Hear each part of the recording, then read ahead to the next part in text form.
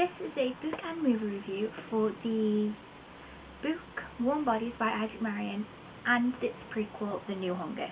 I bought Warm Bodies a while ago, I think back in November, and I read it a couple of days after I got it, and I fell absolutely in love with it. The only reason that I read the book was because my friend insisted that I was going to go and see the film with her, which we did last Thursday. But we're going to start with the book first. Warm Bodies is I'm going to have to go with the most basic description of it. It's a paranormal romance novel. I know they don't have a very good track record at the minute, with most people still comparing them to Twilight, even if they're not. But I encourage you to give Warm Bodies a chance because it is so amazing. Warm Bodies is a book told from the point of view of a zombie called R.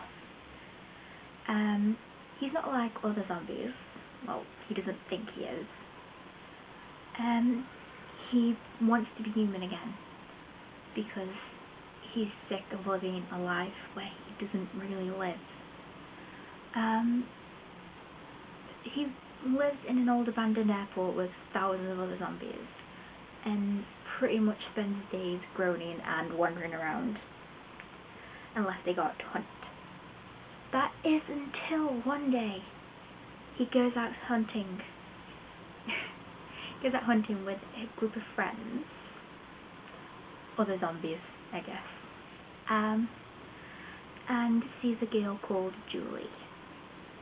And then the whole romance thing begins. Warm Bodies really isn't about the romance. I've described it as falling in love in a broken world and discovering who the real monsters are, which I think's pretty, close.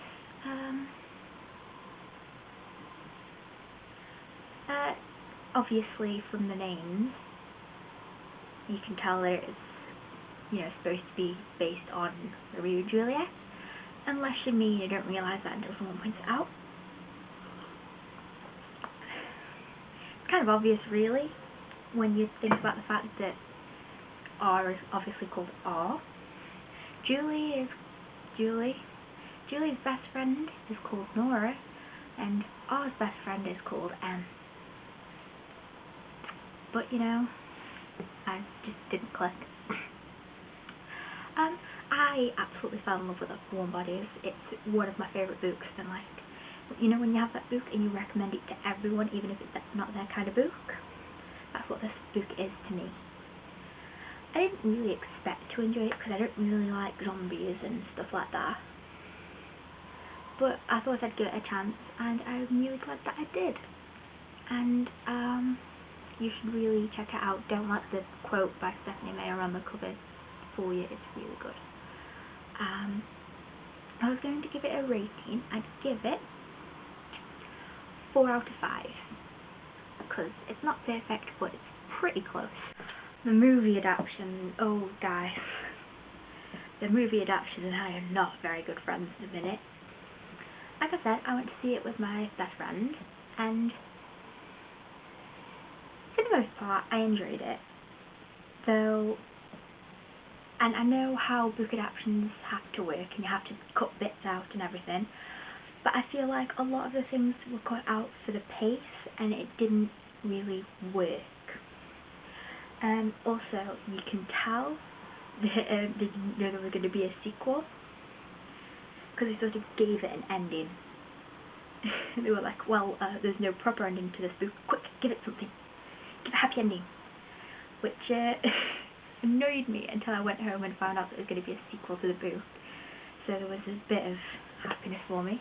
To be fair, I did really enjoy it, and the only reason I was disappointed is because I'd had a lot of people saying, oh, it's really dedicated to the book, you can totally tell.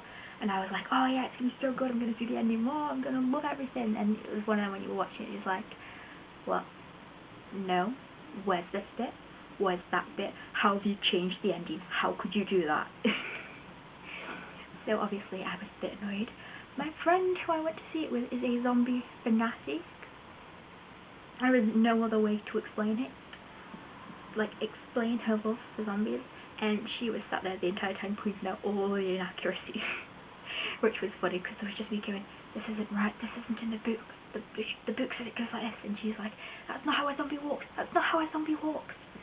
I feel bad for the people who are sitting behind us, really. We were whispering, so it's okay.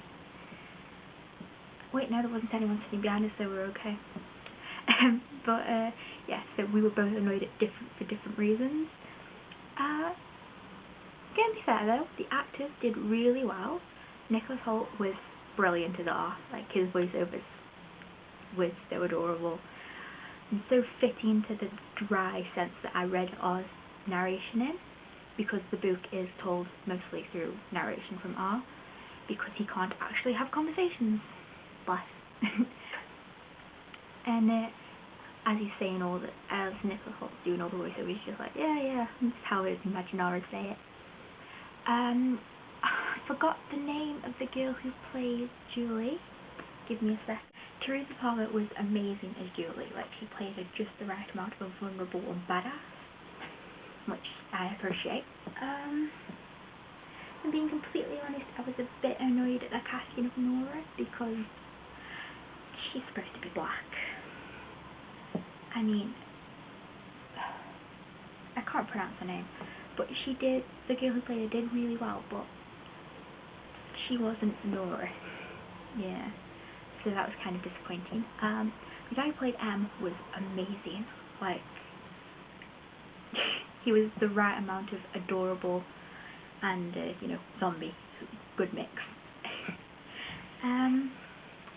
One of the problems with the film, and it was just a small one, but it was there, and it was driving me mad, was at one point, towards, I'm going to say about the middle, R smashes down a door, like smashes it open. Julie then closes and locks the door. And I was sat there like this, that he broke the door, how is she locking it? I remember turning to my friend and going, she just locked the door, didn't she? And he went, yep. It was just one of those moments where you sat there going, wow, well done. If I did that in my film class, I would, like, lose marks. But overall, I'm not gonna lie, I really enjoyed it, even though there were inaccuracies with the characters and the plot. And I felt like the pacing was a bit off, like, they could have done with having the film be a bit longer than it was, because everything ended up feeling a bit rushed. But, it was one of them ones where you grudgingly accept it, you like it, you're like, yeah, it's pretty good. These bits were wrong with it, but, apart from that. So, overall, I think I'd give it 3 out of 5, because it's not terrible, but not brilliant. It's sort of just in between, leaning more towards being brilliant. I really loved it. It was dead cute, and the soundtrack was amazing. Right, and next up, I'm going to review the prequel that was released, I think it was last week. I was just randomly on Amazon looking for the ebook for Warm Bodies, and it was like, oh, here's the prequel, and it turned out if I bought the prequel and the actual book for my Kindle, it was cheaper than buying the paperback. So I bought them both. The prequel tells the story of Nora, Julie, and R, sort of like, and M. If you remember, it's got M and 2. It sort of shows all of their paths crossing before they even knew who they were. The book begins with R waking up in the forest as a zombie. He sort of doesn't realise that he's a zombie for a very long time, and it's kind of really heartbreaking. You also have Nora with her younger brother after they've just been abandoned by their parents. that's a heartbreaking story. And you've got Julie and her mum and dad travelling to Canada, and then to the next, I think they travel to Canada, and then from there they travel to where the story starts, like where they're living in warm bodies, which is a stadium somewhere in America, somewhere, I don't know. But the prequel is based in Seattle. Starts off, like I said, with R waking up in a forest, surrounded by a load of dead bodies, and not realising that he is in fact a zombie. Julie's story is, like, it shows that she's hope, and she's not going to let the zombie apocalypse beat her, even though she's 12, and she should not be facing the stuff that she's facing. It also shows the breakdown in her mum and dad's marriage, and the relationship with that family all around. And Nora's just gives you a background story on a character who is important to the plot in Warm Bodies, but who doesn't really get much light shone on her, like that much, considering she's supposed to be Julie's best friend, and one of the few humans who just trust her. It's really good. I really enjoyed the prequel, and but I think you're best off reading Warm Bodies then the prequel, because if you don't know the characters and you don't love the characters, you're not really going to feel much emotionally for any of them. I know that at some points it gets a bit confusing, and I'm pretty sure if you hadn't read the book before, you wouldn't know what was going on. Like, you would never realise that one of them was M. Which, you know, it was really nice to add to the story, but as Marianne put, that the prequel sort of like a bridge between the actual book and then the sequel. It was something like the sequel set in the future, but to understand it you need to go into the past. Yeah, it's a bit complicated, but yeah, I really liked it. It was, I'm not going to say sweet because it wasn't, it was pretty heartbreaking. There's one point towards the end where I was just trying not to cry, because it shows the book isn't really about any one of the characters specifically. It's about all of them and the journey that they're going to have to take. But it was still pretty heartbreaking, some of the stuff that happened in there. You had R's first realizations that he's a monster, and also the realization that he doesn't want to be a monster. You find out Nora's really heartbreaking backstory, like, oh god, I don't like thinking about it. You meet the Bonies, still terrifying. Oh god, I hate the Bonies so much. But you meet Bonies, and Julie's dad, you just sort of, you can see where he's coming from, but at the same time you sort of just like, please stop trying to do this, because you're wrong and you're ruining everybody's lives. Yeah, but like I said, if you haven't read Warm Bodies, don't read the prequel, even though usually you're supposed to read a prequel beforehand because it gives you information for the actual book.